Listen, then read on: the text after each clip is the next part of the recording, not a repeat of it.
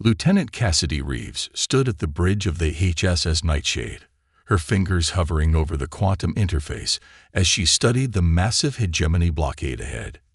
50 warships, each bristling with plasma cannons and graviton projectors, formed an impenetrable wall across humanity's path to the Carina Arm. Behind her, the bridge remained eerily quiet, devoid of the usual crew chatter that filled most starships. "Status report," she whispered, more out of habit than necessity. The ship's neural interface responded instantly, projecting data across her consciousness.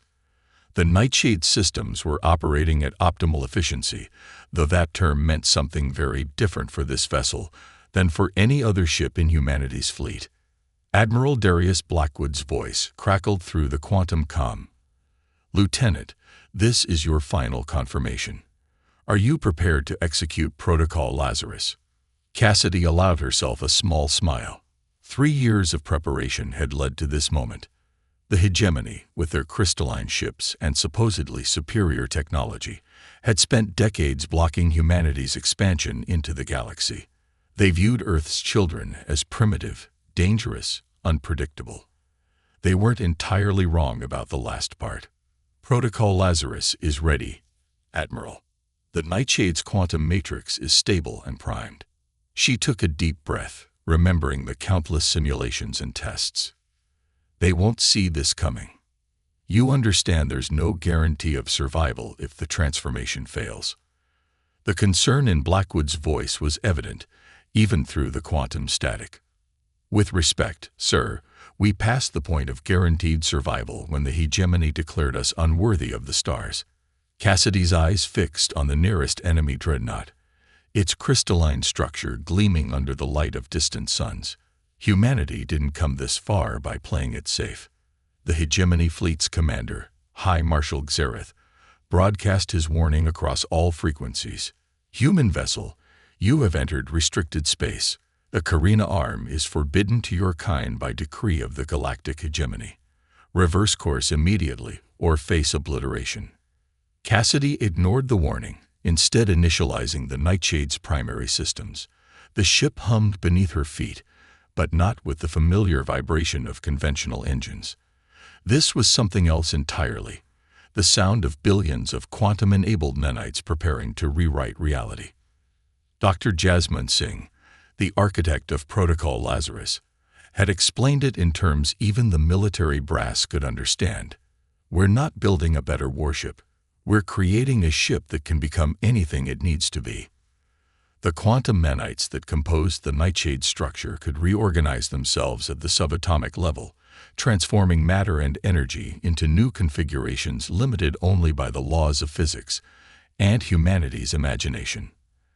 As the hegemony ships began charging their weapons, Cassidy activated the quantum interface. The sensation was unlike anything in human experience. Feeling her consciousness merge with the ship's systems, becoming one with the billions of nanites that made up its structure. The Nightshade wasn't just a vessel anymore. It was an extension of her will. "Let's show them what humanity can do," she whispered, initiating Protocol Lazarus. The transformation began at the molecular level. The Nightshade's outer hull seemed to ripple like water, its surface breaking down into a swarm of microscopic particles. The hegemony fleet opened fire, plasma bolts streaking across space, but where they struck, the nanites simply absorbed the energy, using it to fuel their metamorphosis. Warning shots became a full barrage as panic spread through the enemy fleet. High Marshal Xerath's voice thundered across the comm channels. "What sorcery is this? All ships, concentrate fire. Destroy that abomination." But it was too late. The Nightshade wasn't just changing, it was multiplying. Each nanite carried within it the full blueprint of the ship's quantum matrix, allowing it to replicate and reorganize. Where there had been one vessel, now there were dozens, then hundreds, each one a perfect copy, each one connected to Cassidy's consciousness through the quantum network. The hegemony's mighty fleet suddenly found itself surrounded by a swarm of ships that defied their understanding of physics and engineering. And still, Cassidy wasn't done. The nanite swarm continued to evolve, adapting to each weapon the enemy employed, learning from every attack. "You called us primitive," Cassidy broadcast to the enemy fleet. "You said we weren't ready for the stars. But while you were building bigger ships with the same old technology, we were learning to change the rules of the game entirely." The battle that followed wasn't really a battle at all. It was a demonstration. The nanite ships flowed around enemy fire like water, absorbed energy weapons like sponges, and systematically disabled the hegemony fleet's weapons without destroying a single vessel. It was a display not of humanity's capacity for destruction, but of their mastery over matter itself.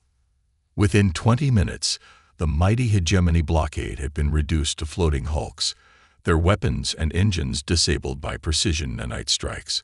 High Marshal Xareth's final transmission betrayed both fear and awe. "What are you?" Cassidy's response was simple. "We are humanity, and we're just getting started." The Galactic Hegemony's Central Command erupted into chaos as the quantum-encrypted transmission reached their servers. High Marshal Xareth's defeat had sent shockwaves through their carefully ordered society. In the vast crystalline chamber, Supreme Commander Rith-El watched the holographic replay for the 12th time, his iridescent scales shifting from deep blue to ashen gray. "Impossible," muttered First Strategist Venra, her compound eyes fixed on the swirling dance of nanite ships. Their technological level was assessed at Category 3. This is beyond Category 7. Rith-El's claws clicked against the crystal console. "We underestimated them. Worse, we forced them to reveal their true capabilities."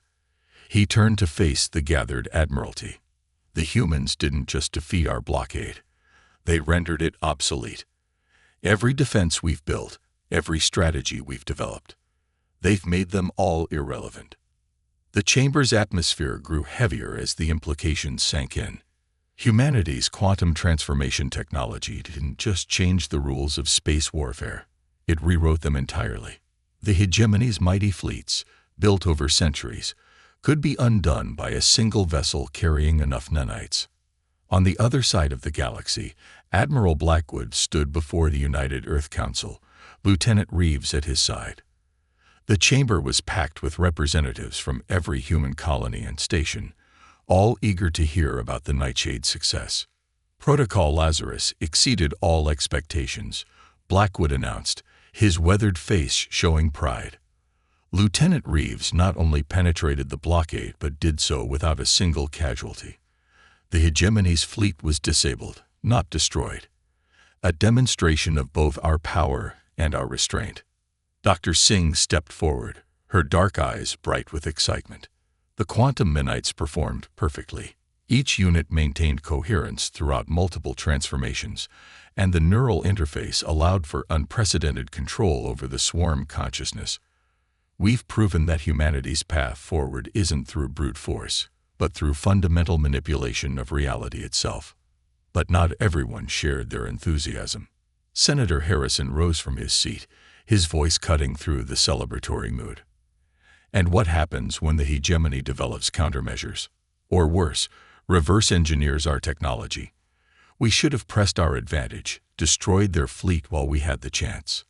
Lieutenant Reeves stepped forward, her voice steady. "Senator, you're missing the point. The Nightshade wasn't designed to win battles. It was designed to end them. The hegemony now knows that their technological superiority was an illusion. They have to talk to us now, as equals." The Galactic Assembly convened an emergency session, its vast chamber filled with representatives from 100 spacefaring civilizations. The hegemony's humiliation had upset the careful balance of power that had maintained peace for centuries. Ambassador Jerome Walsh, Earth's first representative to the Assembly, stood at the central podium. Behind him, a holographic display showed the Nightshade's transformation in detail, not as a threat, but as a gesture of transparency. "Humanity comes before you not as conquerors, but as innovators," Walsh began, his voice carrying to every corner of the chamber. "The quantum transformation technology that you witnessed is not a weapon. It's a tool, one that could revolutionize everything from space travel to planetary terraforming." The chamber erupted in a cacophony of voices and translated signals. The arthropod collective's representative vibrated their sensing filaments in agitation. "You expect us to believe you developed this technology purely for peaceful purposes." "Not purely," Walsh admitted. "We developed it because the hegemony left us no choice. When faced with limitation, humanity innovates. When faced with barriers, we find ways through, around, or beyond them. But now we're offering to share this innovation under the Assembly's supervision." From their crystalline pod, the hegemony's representative, Lord Sovereign Kelvin, raised a limb for attention. "The humans speak of peace while demonstrating weapons that could unmake our civilization. How can we trust such beings?" Dr. Singh, who had been invited as a technical advisor, activated her own holographic display. "Because we're offering you something more valuable than technology. We're offering you perspective. The quantum nanites work by breaking down the barriers between possibility and reality. They show us that the universe is more mutable than we imagined." She gestured, and the display showed nanites transforming debris into habitable structures, repairing damaged ecosystems, and creating stable wormholes. "We can fight over territory in a vast galaxy, or we can work together to reshape it. The choice is yours." Lieutenant Reeves, watching from the human delegation section, felt a deep satisfaction. The Nightshade's demonstration had achieved its true purpose, not to frighten or dominate, but to shock the galaxy out of its complacency. The quantum transformation technology wasn't just a tool for humanity's expansion. It was a key to unlocking the universe's true potential. As the Assembly descended into intense debate, Ambassador Walsh shared a knowing look with the human delegation. The galaxy was changing, not through force of arms, but through the power of innovation. Humanity had earned its place among the stars not by being the strongest, but by being the most adaptable.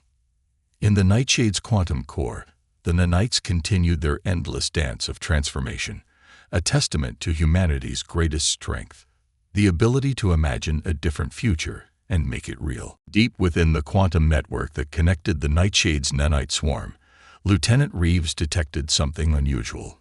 Patterns in the background radiation, too regular to be natural, too subtle to be noticed by conventional sensors. While the Galactic Assembly debated humanity's place among the stars, she and Dr. Singh worked tirelessly to decode these mysterious signals. "There," Dr. Singh pointed to a quantum resonance pattern. "The signals are coming from beyond the galaxy's edge. Whatever's sending them has been influencing the hegemony's crystalline technology for centuries." The truth, when they finally decoded it, sent chills through Earth's highest councils. An ancient machine intelligence, calling itself the Eternal Algorithm, had been subtly manipulating galactic civilization. It had encouraged the hegemony's rigid control, preventing technological innovation that might threaten its dominion. Humanity's quantum transformation technology was the first true challenge to its power in millennia. Admiral Blackwood's face was grim as he reviewed the evidence. The hegemony wasn't trying to contain us because they feared our aggression. They were unknowingly acting as puppets, preventing us from developing the very technology that could expose their master. The final confrontation didn't take place on a battlefield, but across the quantum substrate of space itself. The Eternal Algorithm launched its attack, attempting to seize control of the quantum nanite network. But humanity had learned from centuries of fighting against overwhelming odds. Lieutenant Reeves stood on the Nightshade's bridge. Her consciousness merged with the quantum network. Around her, representatives from every galactic civilization watched as humanity demonstrated its greatest strength, not the power to destroy, but the ability to adapt and create. "The algorithm thinks in absolutes," she transmitted to the assembled fleet. "It sees the universe as a problem to be solved, but we understand something it never could: the power of uncertainty, of quantum possibility." The Nightshade's nanites began to change, not into weapons or ships, but into something entirely new. They spread through space in crystalline fractals, each pattern encoding new quantum states that existed simultaneously, defying the algorithm's binary logic. Dr. Singh's voice came through the quantum link. The nanites aren't just transforming matter anymore. They're transforming probability itself. We're not fighting the algorithm. We're showing it a new way to exist. The eternal algorithm's rigid patterns began to dissolve, unable to maintain control in the face of infinite quantum possibility. As its influence faded, the crystalline ships of the hegemony blazed with new colors, freed from millennia of subtle manipulation. In the aftermath, the Galactic Assembly convened not to debate or accuse, but to learn. Humanity's quantum transformation technology had done more than win a war. It had opened the door to a new understanding of existence itself. Ambassador Walsh stood before the Assembly one final time. We never sought to conquer the stars. We sought to understand them, to become part of their endless dance of creation and transformation. The quantum nanites showed us that the universe isn't a place of fixed rules and boundaries. It's a symphony of possibility, waiting for all of us to join in its song. Lieutenant Reeves watched from the Nightshade's bridge as ships from 100 civilizations began incorporating the quantum transformation technology, each adding their own innovations and insights. The rigid boundaries between species and societies started to blur not into uniformity, but into a celebration of infinite diversity. The hegemony's crystalline ships now danced with quantum possibilities, their crews learning to embrace change rather than fear it. Humanity had given the galaxy more than a new technology. They had given it a new way of seeing itself. As the Nightshade prepared to journey into unexplored space, Cassidy Reeves smiled at the swirling quantum patterns in the ship's core. They had feared the single human ship until it was too late.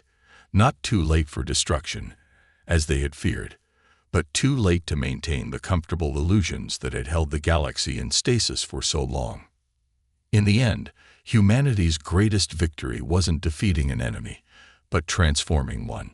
The stars stretched out before them, not as a battlefield to be won, but as a canvas for the greatest art of all, the eternal dance of creation, adaptation, and change. Dr. Singh's final entry in the quantum archives summed it up perfectly. We came to the stars seeking our place among them. Instead, we showed the galaxy that there are no fixed places, only endless possibilities.